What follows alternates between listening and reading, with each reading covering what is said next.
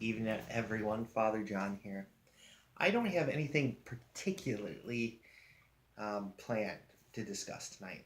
Um, I did make a video, and it was lengthy, and YouTube.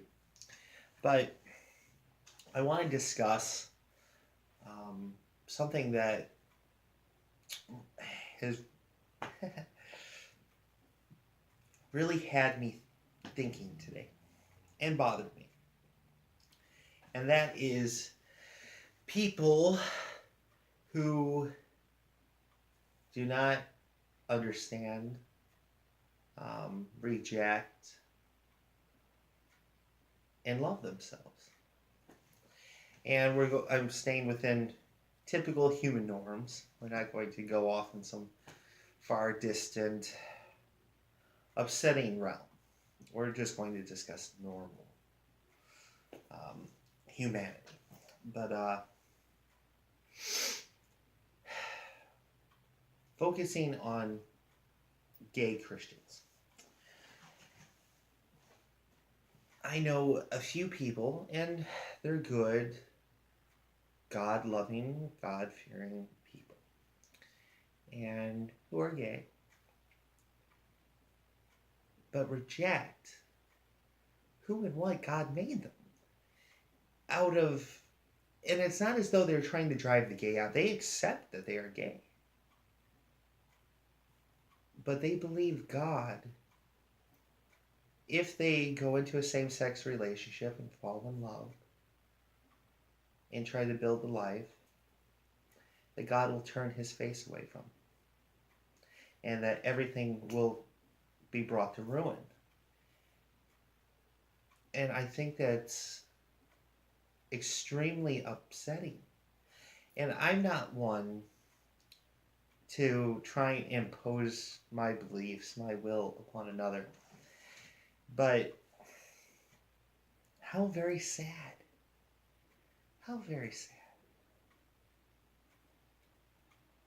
And after having a lengthy conversation with a friend about this, and hearing him out, I went and I just cried. I just cried. Not for myself, for him.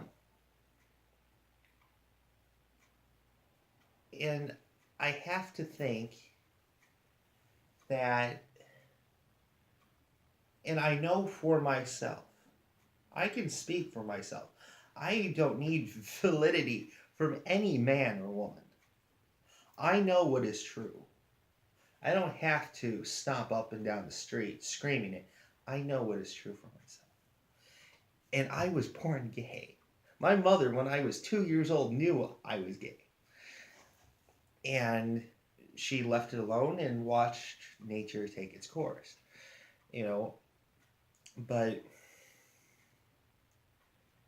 I just find it almost sacrilegious to an extent, because God made me in his image and likeness. God knew me before he created anything in the universe. He knew how many hairs were upon my head, how many cells my body would contain. He knew me. He made me. And he made me gay. I mean, what else am I going to say? But here's the thing that keeps going on within my mind, and I've discussed it with my brother priests, with the bishop,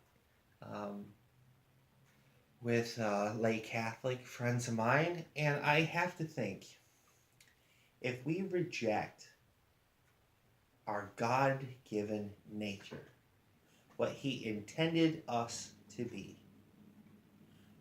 are we not therefore rejecting our Creator who forged us in this fashion? I believe that to be true. But most importantly, I find it so horrifically sad that there are people out there, people out there who believe that Jesus does not accept them. Well, we'll hold, pause that. Does not understand them, does not accept them, and therefore does not love them as they are, because they are gay. And for that reason, I cry for them. And we all have doubts. I, I'm not perfect. I have doubts in life. We all do.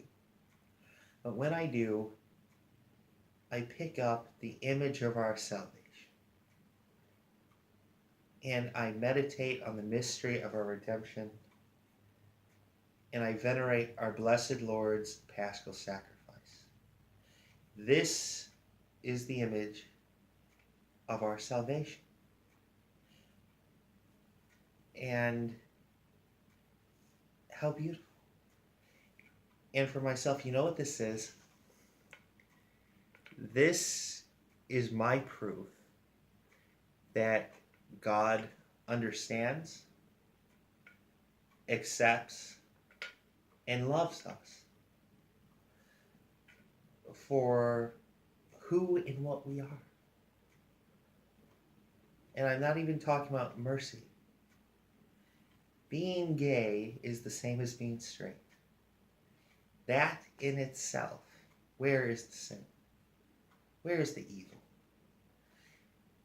And both finding partners in this life, heterosexual, homosexual, and falling in love and cultivating beautiful, enriching, spiritually and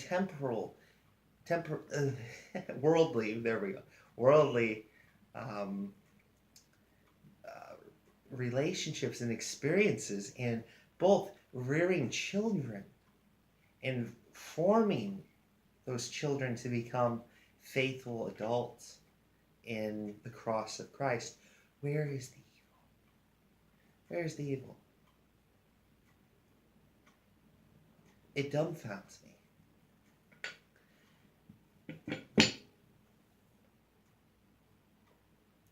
And this will be a part 2 video, and I will be right back, so just hold on.